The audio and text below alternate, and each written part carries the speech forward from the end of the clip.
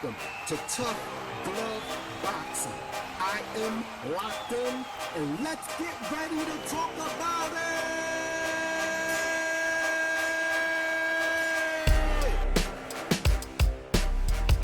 What's good, everybody? I'm locked in. Welcome to another episode of Tough Glove Boxing. First of all, as always, I want to take this time to give a salute to all the tough girls and tough guys that apply pressure to that like button for your boy. I truly appreciate it. If you're new to the channel, I welcome you to hit that subscribe button, become part of the Tough Glove family. We're a small family, but we're a strong family, and you don't have to agree with everything I say. All you got to do is do what I do and love the sport of boxing. So we got a bunch of good fights coming up, but we're going to talk about 3 of them today because time is of the essence and you can't talk about everything in one video. But we're going to talk about Claressa Shields' replacement opponent, right?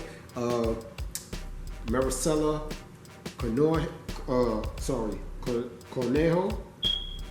right? Cornejo. We're going to talk about her. We're going to talk about Josh Taylor versus Teofimo Lopez. And we're also going to talk about Tszyu's new opponent due to the fact that Jermell Charlo pulled out due to his hand still not being fully recovered. So Tszyu is going up against Carlos Ocampo. I want to talk about how I feel about that. So with that said, guys, right?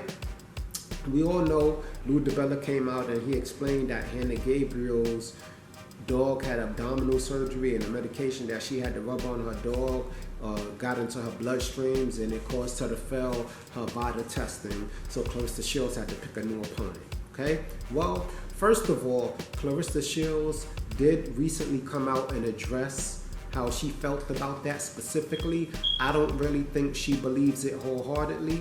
I know that they said, Lou DiBella said yesterday in a tweet that he's not upset Claressa Shields chose another opponent. Claressa Shields, if she wanted to, could still have went along and made the fight with Hanna Gabriels.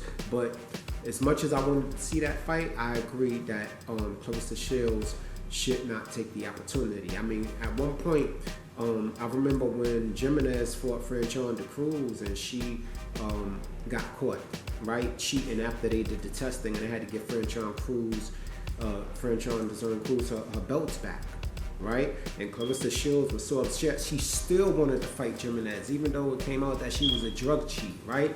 But with Hanna Gabriels, we got a little different energy, and it's cool though, right? But here's what Claressa Shields had to say about Hanna Gabriels popping dirty for this fight that they had coming up on June 3rd. Check it out. Disappointed. Like, Hanna Gabriels should be stripped of her titles, her heavyweight title. She shouldn't have no belt. She shouldn't be no champion until y'all can prove why she got this stuff in her system. Yeah, that little note about the dog and stuff was cute, but can we get some pictures of the dog? Can we get some video of you rubbing the cream? I mean, I need to understand this whole thing. I ain't even focus on her no more. I just know that if it was me who tested positive for a banned substance, I wouldn't hear the freaking end of it. Savannah Marshall would be talking shit.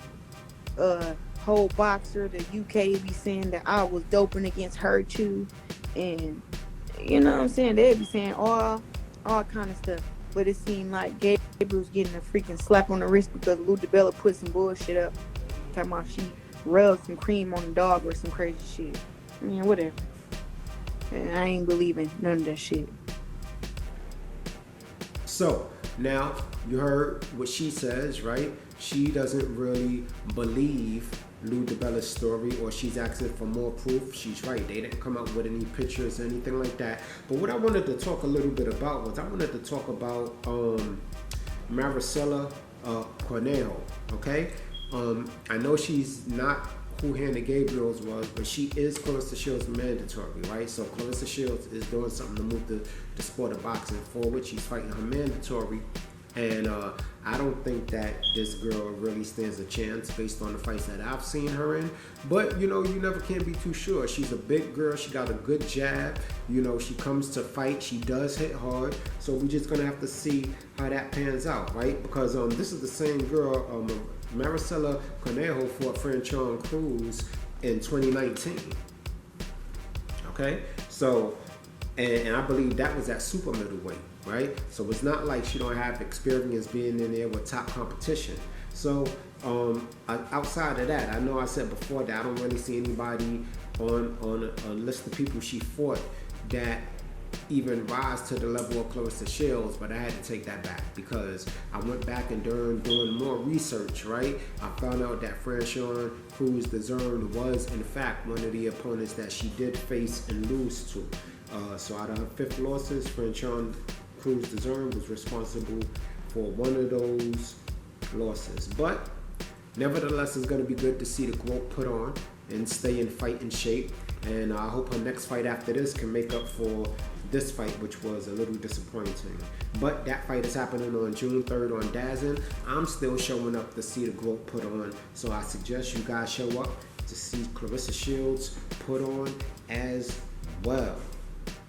Also, on ESPN on June 10th, we got the much anticipated Josh Taylor versus Teofimo Lopez fight, right? Recently, Teofimo Lopez Sr. came out and said that he wants Terence Crawford to lose to Errol Spence, not because he don't like Terence Crawford, not because he thinks Errol Spence is the better fighter, but because Terence Crawford will become 2 times undisputed, and he somehow feels like he don't want Terence Crawford to take that away from his son. And see, this is the level of delusion that we're talking about when we talk about Teofimo Lopez Sr., right? Number one, Teofimo Lopez was never undisputed, okay? So I know a lot of people like to say that he's ESPN undisputed, okay? But, you know, that's how we term that. But he's never been real undisputed, which is why he's not in the history books. So even if he beats Josh Taylor, who is no longer undisputed because he only has 1 belt now because he vacated the other belt, so they were stripped or however that went. So even if Teofimo Lopez beats Josh Taylor, which I doubt, even if Teofimo Lopez beats Josh Taylor, it's still not going to make him 2 times undisputed. Vasily Lomachenko wasn't undisputed when he fought Tszyu, and Josh Taylor is not undefeated. So what would Terence Crawford be taken away from your son by winning? That don't even make any sense, right? So, look, let me just let you hear what he said for yourselves. Check it out. Be fighting with your... I want Spence to win. I want Spence to win because remember, even though my son is fighting the undisputed world champion of the world, which is Josh Taylor, he still doesn't have the belt. So even though we beat him, you know, my son, in everybody's eyes, my son will be undisputed back to back. But he still doesn't have the belt. So, you know, Crawford winning that fight will make him the first, you know, to win back-to-back, you know, undisputed. So I don't want that to happen. So I really cheering for Spence. You know, for Spence to win. Yeah. You know, after this one, we fighting. So yeah, you guys heard it. That's the level of delusion we're dealing with. I'm not gonna play the whole video. I'll leave the link to it in the description if you want to check out that whole interview. But he's talking crazy again. He's also you know, this is a Josh Taylor Teofimo Lopez fight. This is going on ESPN on June 10th. But he's also upset that his son is fighting one of the biggest names at 140 pounds, the guy at 140 pounds, and nobody is promoting the fight. You don't really hear a lot of people talking about the fight, and I think that has a lot to do with Teofimo Lopez's frustration. But I would say that it's, you know, Teofimo Lopez is this mega star according to his father, right? He's so much of a star that he didn't want to fight Devin Haney, and he avoided giving Vasily Lomachenko a rematch, which I'm not mad at that now that I see how Vasily Lomachenko is acting. But, you know, Teofimo Lopez was moving kind of funny, as good as he was, but he don't have that star power. He really just don't have that type of star power. It is what it is, right? They could have built him there. He was on his way, but he fumbled the bag, you know, by being disloyal to Bob Arum, and now he wants them to jump through hoops. I feel bad for Josh Taylor, but I can guarantee you the people in the UK, they promoting this fight. They can't wait to see Josh Taylor whip on Teofimo, and I'm in that same boat. You understand? But anyway, like I said, June 10th, on ESPN, Josh Taylor versus Teofimo Lopez. Man, we got the wood fight tonight too. Dazn got some good boxing going on tonight. But anyway, so check it out, right? Tszyu, the flossy, bossy Aussie, right? We are waiting to see if he's gonna be able to pull up that undisputed goal of his by facing the undisputed king of the 154-pound division, Jermell Lions Only Charlo. You dig? Charlo is out with an injury right now, and Tszyu has decided to stay active. The first time Charlo pulled out, he fought Tony Harrison, knocked him out in devastating fashion, and now he's fighting Carlos Ocampo. Now, I personally wanted to see him fight Lubin, but when I heard he was fighting Carlos Ocampo, I was actually quite happy, because I think that's a great stay busy fight for Tszyu. And I really even hate to call it a stay busy fight, because Carlos Ocampo's only got 2 losses in 35 fights, 23 knockouts. The man can fight. Carlos Ocampo really can fight.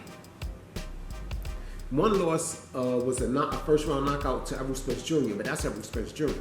And he was fighting at 147 when he fought Errol Spence Jr. And right after that fight, he ended up going up. So maybe he had issues making the weight, right? But I'm going to tell you right now, Tszyu is going to walk through the fire with this one. He's not taking easy fights. He's not taking just really stay busy, as I termed it earlier, fights. This is a good fight, a good quality fight for Tszyu. And the thing I like about this thing about Tszyu fighting, right, which I think is just going to make Jermell Charlo's job even harder.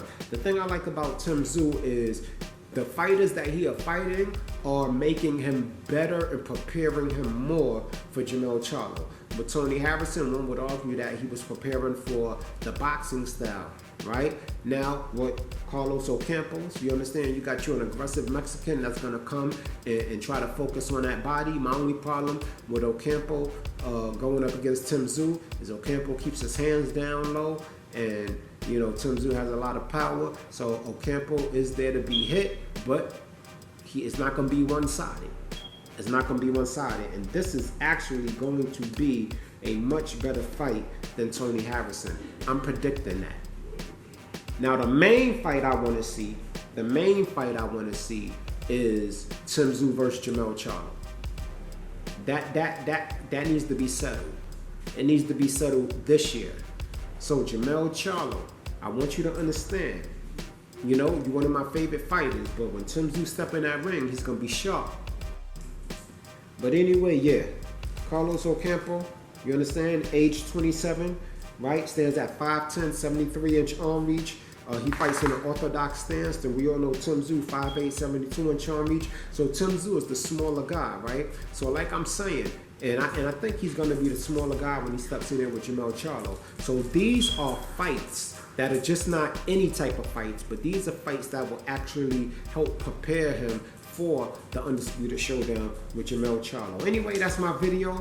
I didn't want to be here all day. I just want to take the time to thank you for checking out the content. Hit that like button, hit that subscribe button.